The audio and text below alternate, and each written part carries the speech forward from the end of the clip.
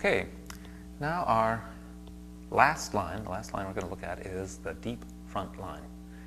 I'm not saying that these are all the lines there are in the body. You may even be able to discover your own once you have the idea of the anatomy train's myofascial meridians, but this is the last one that I'm going to put out on this tape anyway. And this line is very important and is more fascial than muscular. So we've been looking at a lot of the myofascial chains, and this has a few muscles that go along it, but you have to follow the fascial planes, the intermuscular septa, to really see this one. So watch closely. Here we go. We're going to start on the bottom of the foot with the attachments of a muscle called the tibialis posterior. We would also include, I really want to stay with this deep muscle, which comes right down here and has a tendon like a hand with about 5 or 6 different fingers that hold on to most of the bones that are under the tarsum of the foot. So it kind of supports that medial arch as it does so. We could also include the flexor hallucis longus and digitorum longus, and they go on up around behind this medial malleolus on your ankle, up in behind here, and deeper than your Achilles tendon going into the back of the leg here. So again, if we looked at tibialis posterior, flexor digitorum longus, and flexor hallucis longus, we got another Tom, Dick, and Harry coming back here into what's known as the deep posterior compartment of the leg, which you can see on the slide here.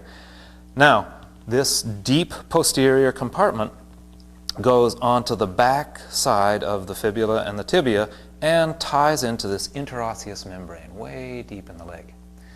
So here we are going up the posterior side of the leg, and we get onto the fascia of the capsule of the knee.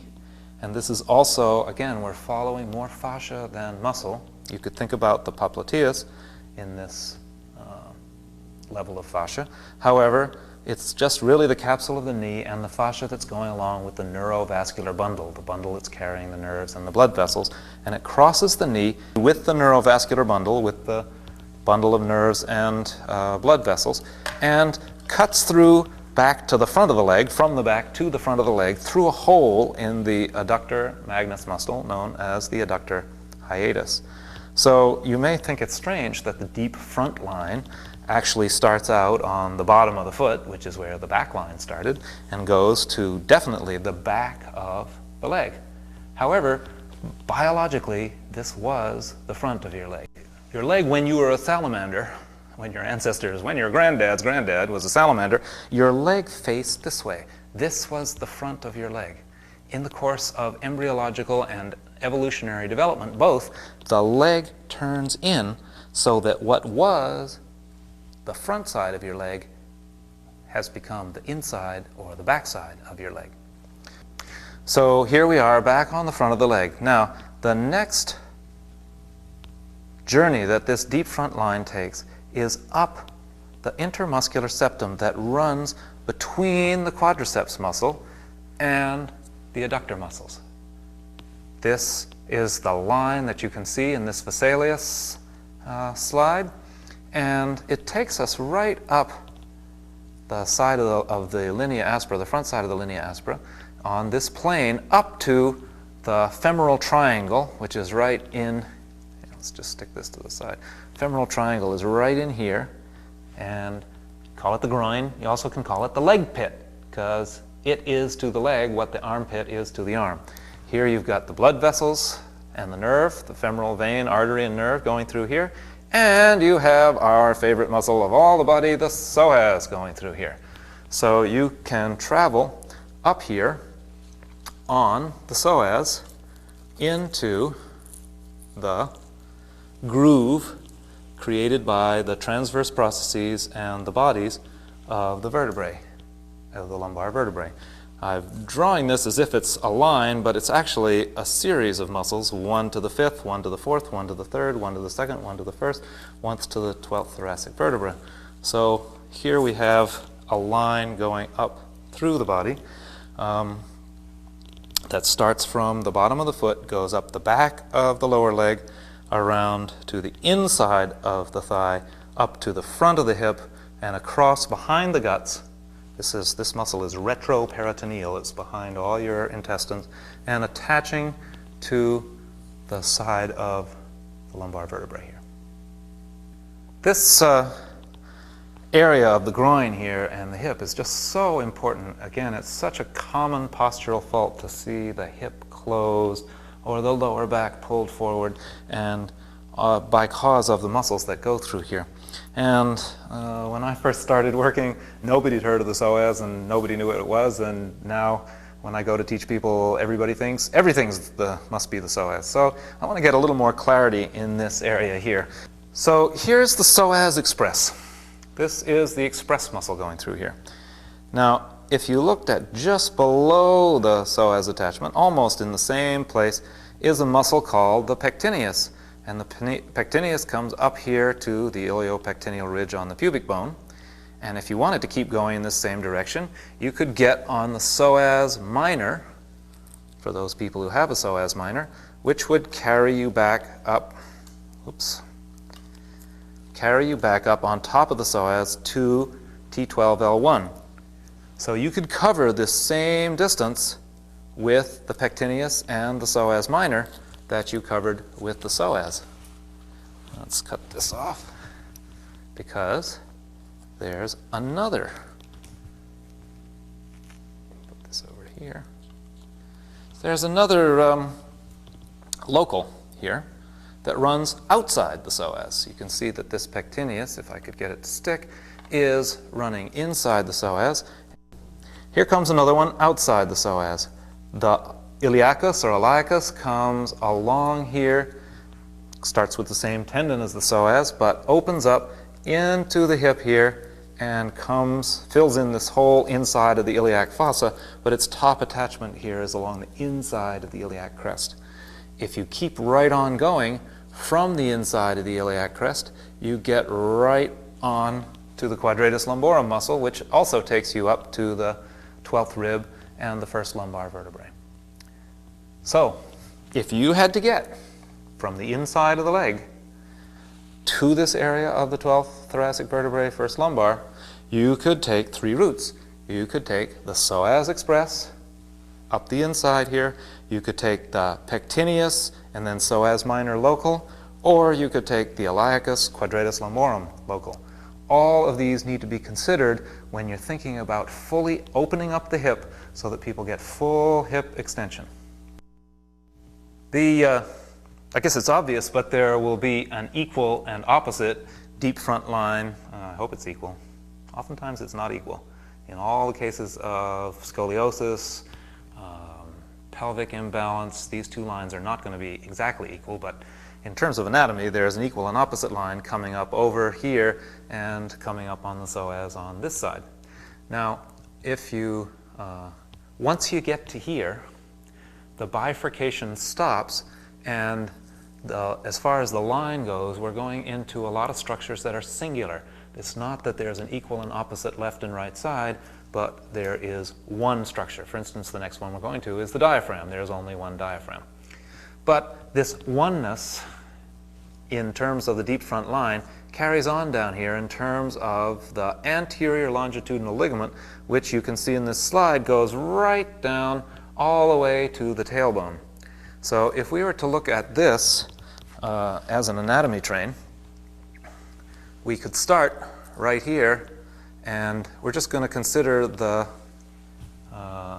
anterior longitudinal ligament here. We go down around, I got to get around this metal stuff here, and down onto the tailbone, across the pelvic floor, which you can see in the slide there. See how that pelvic floor, especially the pubococcygeus muscle, is just an extension of the anterior longitudinal ligament coming across the floor of the pelvis.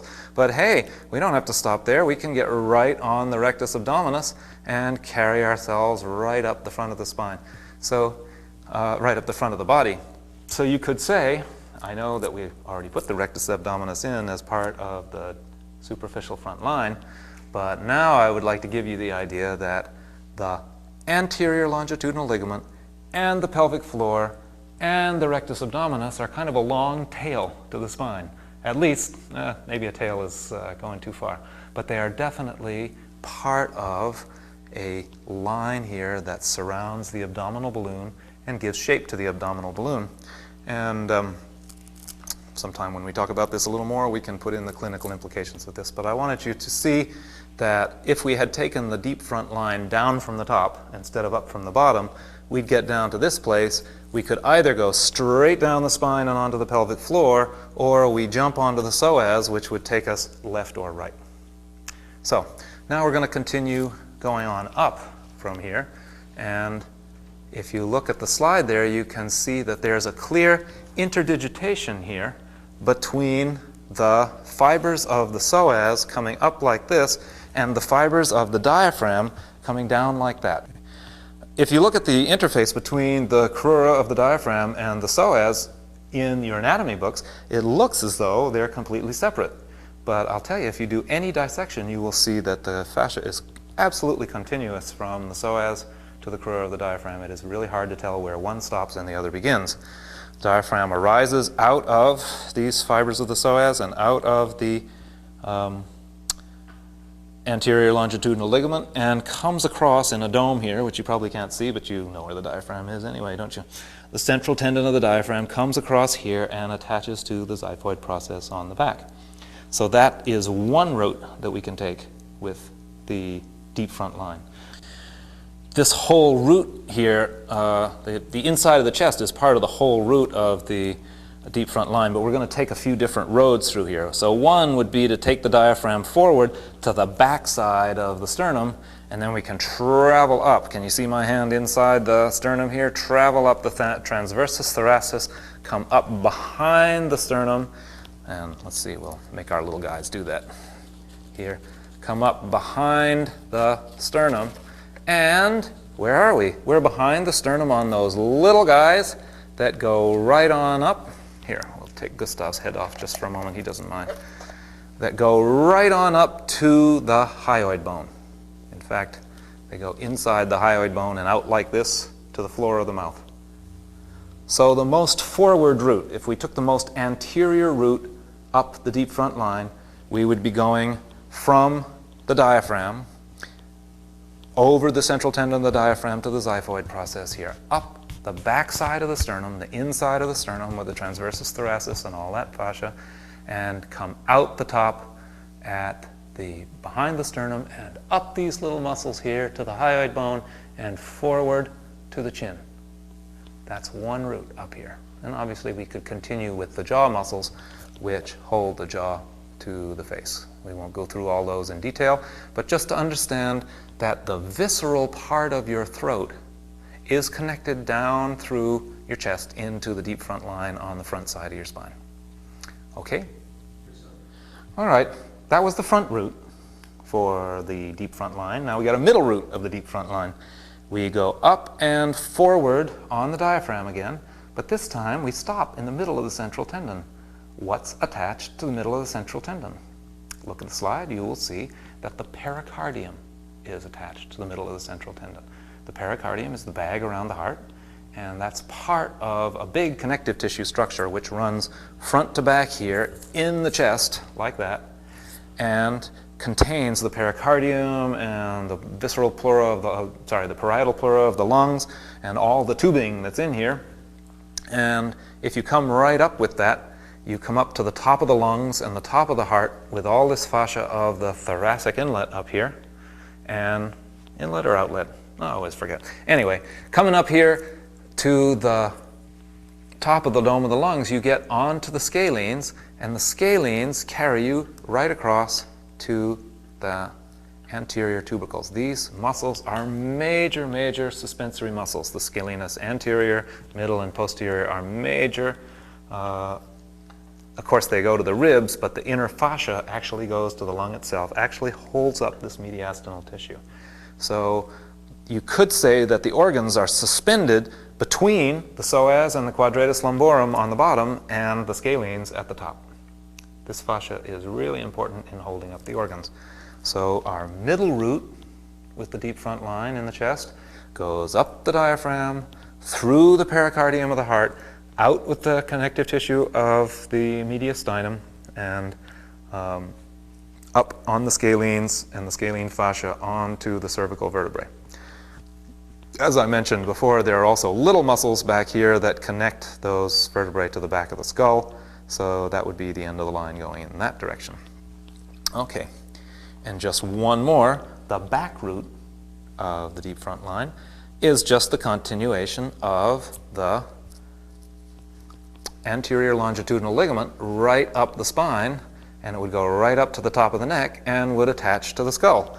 So if we put the skull back down on there, you can see this baby coming right up, I'll just have to show you on here, and attaching to the front of the skull, right in front of the skull. So if we, I don't know if this is going to work, if we put Gustav back on there, you could see Gustav's head back on there, you could see this line coming right up the front of the neck and going right into the bottom of the skull, where you can see it there on the anatomy slide. So that's the third most deep, the third posterior part of the deep front line. This is a very complicated line. It's a line that has a lot to do with our psychophysiology, because it's right where the organs attach to the back. The backbone is the biggest part of our doingness, part of our moving around, the part of us that we think of is in control. The gut part is much more ancient and asserts its control when it needs to. And it is attached all the way along the front of the spine here through the mesentery and the mediastinum all the way up. So this deep front line, especially in the trunk here, is right on that interface. And to me, this is another way of speaking of this is as a core line. And if you really want to get balance in the body, and if you really want to get the deepest kind of health and the deepest kind of full expression for the person, getting length along this line all the way from the inner arch, all the way from the inner archway down here, up the back of the leg, up the inside of the adductors, and up the front of the spine, getting that front of the spine to lengthen, that's what really produces health and full expression in a person. The deep front line starts deep in the plantar surface of the foot, runs up behind the calf in the deep posterior compartment, swirls around to the front on the intermuscular septum, picks up the psoas, goes to the front of the spine, and follows the anterior longitudinal ligament all the way up to the skull. In that interface between the organic body and the musculoskeletal body, this is the deep front line. More complex poses like this stretch lines in combination. You can see that the lateral line for most of the body is being stretched by this pose on this side. However, the spiral line is being stretched from this side of the neck around to the opposite hip. And in the forward leg, you have a stretch in the deep front line from the groin down to the foot. Obviously, it would be the same on the other side for the other sides of the lines. Come on up.